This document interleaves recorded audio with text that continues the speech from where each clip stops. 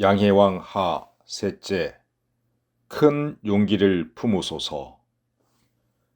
제국의 경쟁이 한층 치열해지는 상황에서 인접 국가들과의 외교 관계는 중요한 문제입니다. 약소국을 공격하여 강성한 국가를 만들어 갈 것인가, 아니면 강대국을 섬기면서 자국의 이익을 챙겨 나갈 것인가. 자국의 외교 노선을 고민하던 제선왕이 직면한 현실적 물음에 맹자는 어진이와 지혜로운 자의 대처 방안을 들어 설명합니다. 이웃 나라와 교류하는 방법이 있습니까?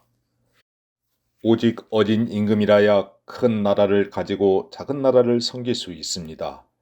그런 이의 마음은 너그럽고 크며 인자하여 힘을 따지지 않고 다만 이치에 맞게 주변을 대우합니다.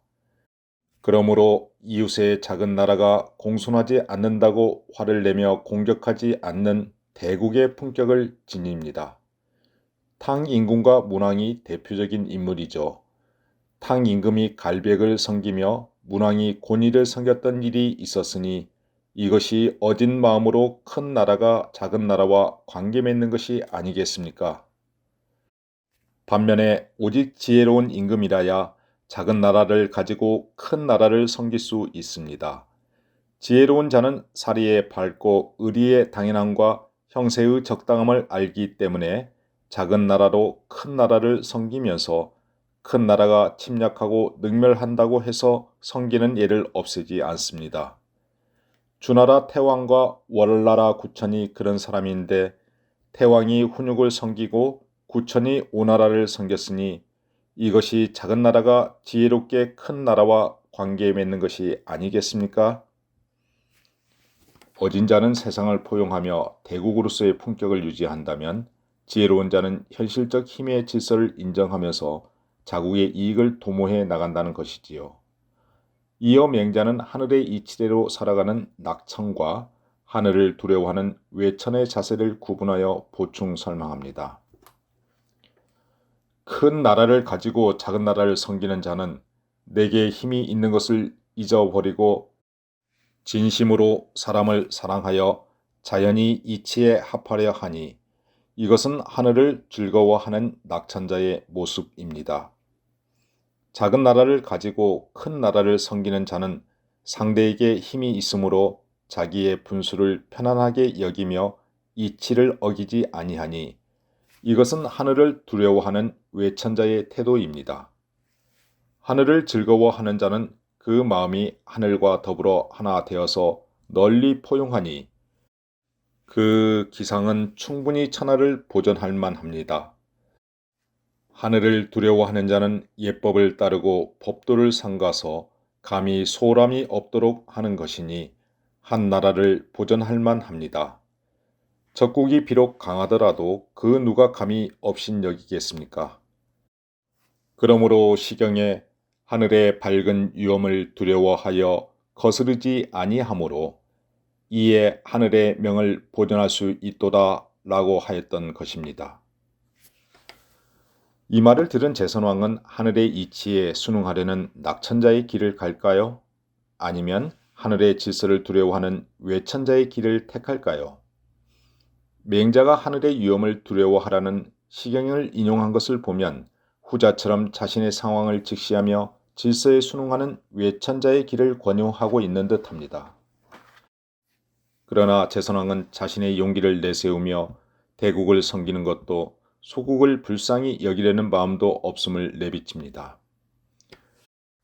어진과 지혜로서 이웃나라를 교류하는 도리는 나라를 보존하고 천하도 보존하는 것이니 참으로 크신 말씀이십니다.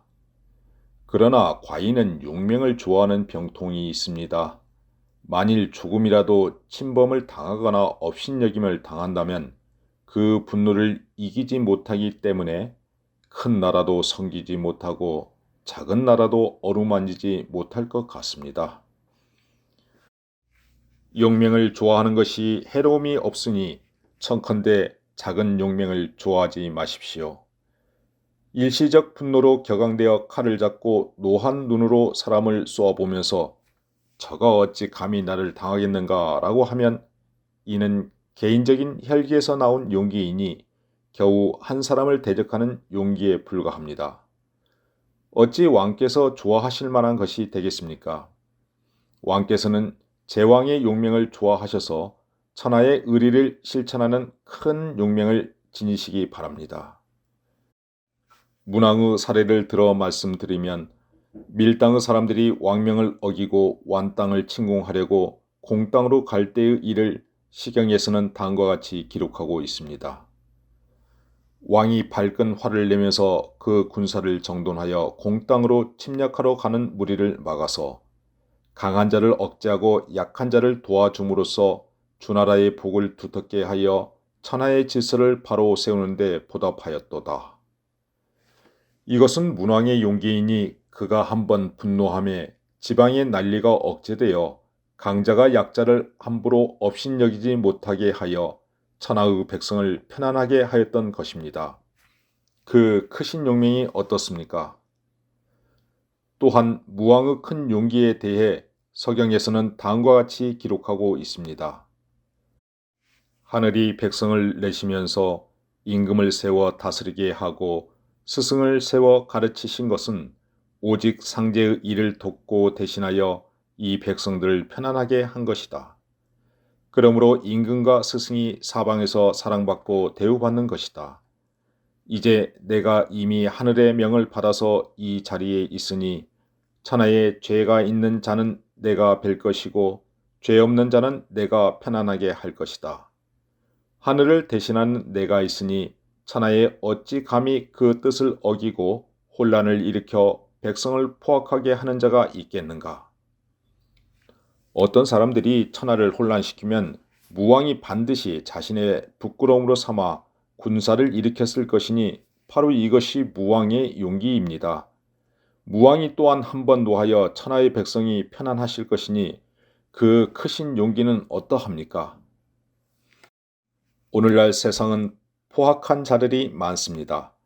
왕이 진실로 문왕과 무왕이 하신 바를 본받아서 큰 의리를 내세워 죄 있는 자를 쳐서 한번 노함에 천하의 백성을 편안하게 하시면 백성들은 왕께서 용맹을 좋아하지 않을까 걱정할 것입니다. 이것이 곧 어진 자와 지혜로운 자가 의리를 쓰는 것이니 어찌 용맹을 병통이라 하겠습니까? 맹자는 상황에 따라 하늘의 이치를 즐기는 낙천의 마음으로 모두를 포용하거나 하늘을 두려워하는 외천의 마음으로 조심스런 태도를 취하든 모두 의미가 있다고 보았습니다. 아울러 자신의 욕망을 용기로 포장하려는 제선왕에게 개인적 분노를 넘어 천하를 편안하게 하기 위한 공분을 일으켜 나갈 것을 권유합니다. 그렇습니다. 진정한 용기는 모두를 위해 나서는 것입니다. 왕이시여 천하를 위한 진정한 용기를 발휘하소서.